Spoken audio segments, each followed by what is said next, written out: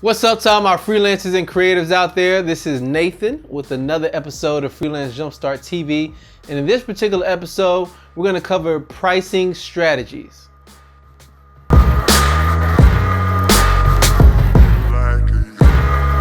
Have you ever watched that game show, The Price is Right?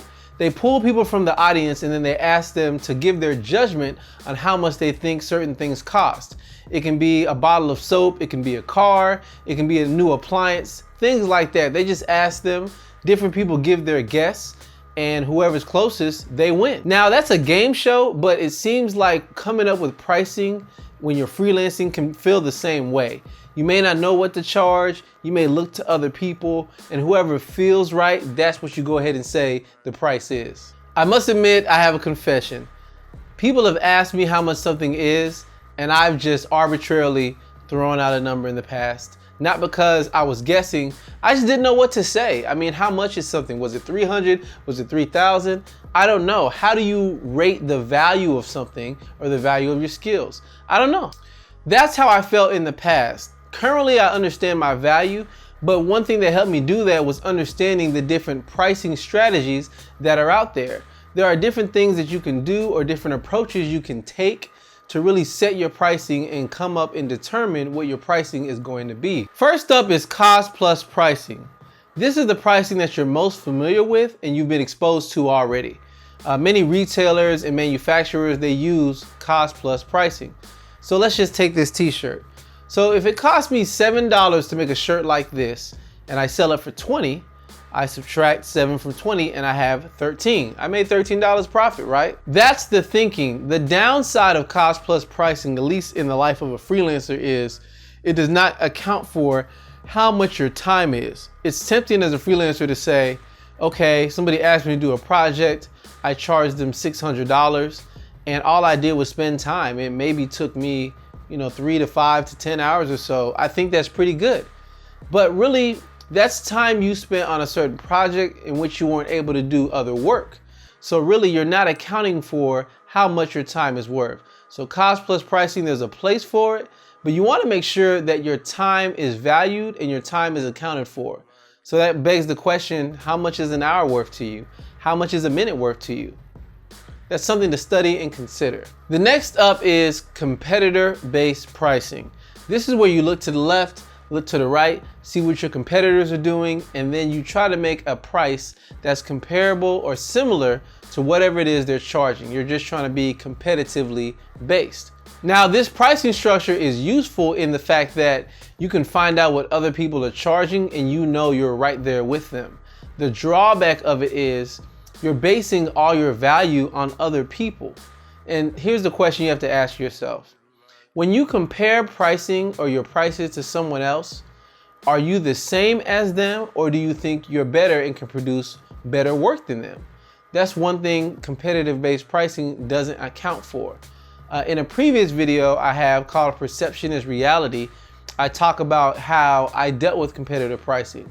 The fact that I charged somebody $2,000, but then my competitors were charging $5,000 and $10,000 respectively. So right there, I was the lowest one on the totem pole and I may be viewed as lower quality. That's one thing that you don't want to happen when you have competitor-based pricing. So remember, the pricing structure assumes that you're of equal value to your competition. And it's important to differentiate yourself from your competition. So you don't want to be seen as the same. You don't want to be seen as somewhat similar. You want to say, look, I have a unique solution for you and I'm the only one that can provide this type of solution for you. My competitors may be comparable, but they're not the same. Another pricing strategy is simply flat rate pricing. You say, hey, I've evaluated my service, I've evaluated my skill, I've seen the time it takes. If you ask me to do a certain project, it's going to cost this much. So if you ask me to do a certain project, whether it's a logo, whether it's a photography session, whether it is a website, no matter what it is, managing social media for someone for a certain amount of months, no matter what it is, you can simply say, it is this flat rate. It's $5,000. Now with flat rate, certain people may wonder how you came up with your pricing. How did you arrive at that price? And I will admit, to come up with a flat rate, it is somewhat of a process because you're gonna have to evaluate how long does it take you to do certain actions. How do you do the process? Do you collect all of that up front? Do you take half of it up front? What is the process in which you handle payment? Because sometimes when you set a flat rate, somebody may feel, or your potential client may feel, that's a lot of money to pay out at one time. So with that flat rate, do you have milestones, or does it need to be paid all up front? These are the type of things you need to think about. And often with this pricing strategy, you have to be willing to communicate everything that you're going to do and is included with the flat rate. So just don't say, oh, what do you need? Oh, you need a website? Yeah, that's $5,000. You're gonna have to be more detailed and say, for $5,000, this is the value you're going to get. And you're gonna have to show and account for the entire process of what you're gonna do. So if you wanna jump on this pricing strategy, remember and think about, what is my process? Do I have a process? And am I accurately communicating what the process is gonna be with that client through the whole process? Another pricing strategy you can use is you're setting your price on a number of different services. So I like to call this bundling your services, if you will. So you say to somebody, hey, for $3,000, this is everything that you get. I will take photos for you. I will edit those photos. I'll put them on a disc. Not only will you get a disc, but you'll get a USB drive. Not only will you get a USB, I'll give you a hard drive, an external hard drive for you to take with you. And these photos will be backed up online so you can access them and share them with friends whenever you need. Whatever it is that you're offering, don't just offer the service alone. You bundle in other things as a part of it, right? And you may have different types of bundles or packages that people can choose from, but the fact is, and the hope is, that you have evaluated what each of those things cost individually, so someone can see that they're paying you one rate and they get this, they get the first service, the second service, and they see everything together. So another pricing strategy of what you can do is bundling things together so people can make the decision themselves on what they need and what's paid for, and it's all included. No more arguing back and forth with the client on, well, I don't like this. Please take that out. Yeah, I don't think I really need that. Can I get it cheaper? No, it's all inclusive for one price. That's another thing you can do with bundling your prices and bundling your services. Another pricing strategy you can use is value-based pricing. Now, I will admit there's different parts to value-based pricing, and I'm gonna do a whole nother video because it's so intricate. You need to see how it works. But this is the method that I've been doing now and I am now moving towards. So with value-based pricing, you really have the advantage and the opportunity to make way more money than what you were making before with any of the other pricing strategies. Because with value-based pricing, you anchor the price you're charging based upon the return the client is going to receive. So let's say I find a client and that client is perhaps in the legal arena. And I ask them a question such as, well, how many leads do you get per month, per year? And they tell me a certain amount. And I say, okay, how about I build you a website, I do some search engine optimization, I work with you on your digital marketing, and I help craft a plan to get you more leads and get you more clients. And then I find out from them how much a client is worth to them. So if I can bring in 10 new clients and each client to them is worth, $3,000, then that would be $30,000 or $30,000 extra dollars that they didn't get with my services. So I can easily say, hey, I want to charge you a rate of $10,000 based on the fact that you're going to make $30,000. Who wouldn't take that? Who wouldn't spend $10,000 to make another 30? I mean, anyone with common sense would, but value-based pricing, it has to be anchored into something of value for the client. So that means you may have to do your homework. You need to find about the business. You also need to find out about the business's clients and customers and really just find out what information they need or what information you need from them to really make a decision on setting your prices. But I will say again, this pricing structure is very smart. It's very cool and it works well. However, it's an evaluative process to come up with that number.